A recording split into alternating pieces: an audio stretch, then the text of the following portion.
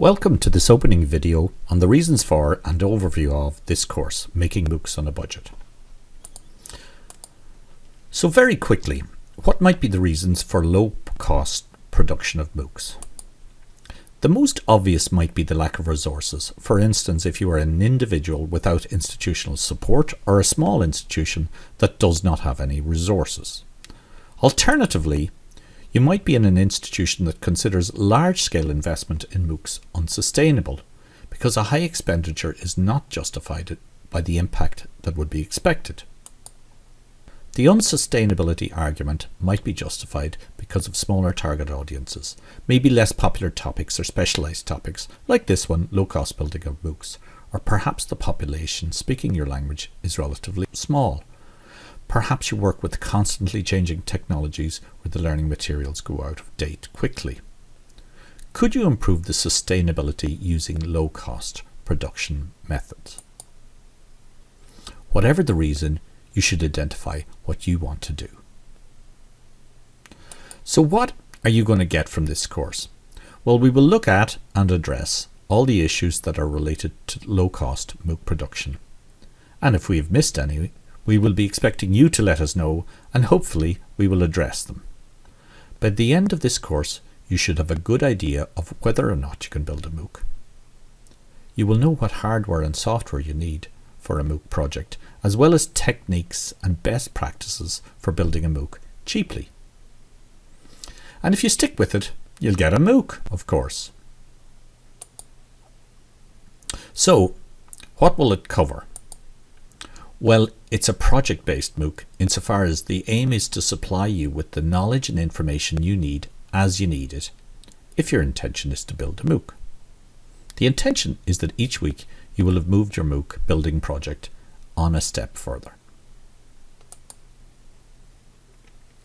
In week 1, you will be getting to think about what sort of course you'd like to build.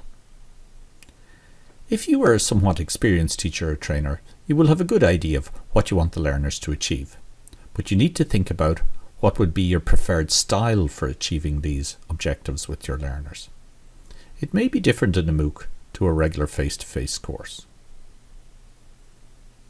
In week 2, to some extent based on your preferred style of teaching, but also on other criteria, you will select the tools you need for building your course. You'll need a platform to host your course, and you will need to create content and facilitate other activities.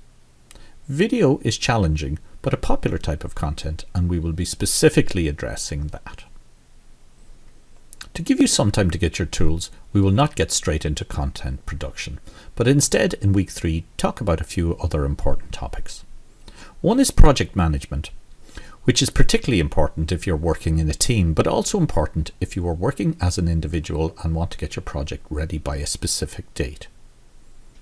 Creating a MOOC will be of limited impact if the people who can benefit from it cannot hear about it. We will be talking about marketing and recruitment also in week 3.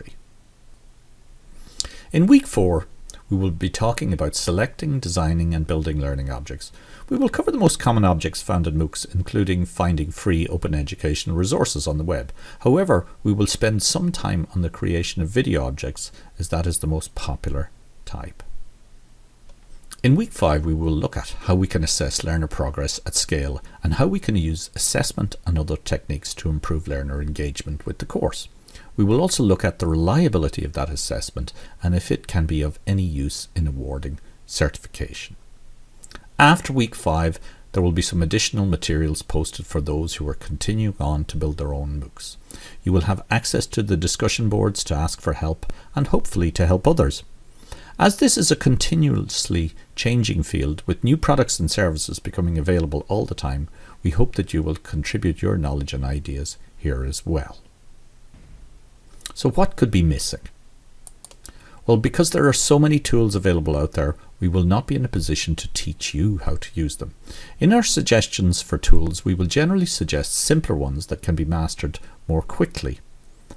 But another important criteria is the availability of existing online training resources.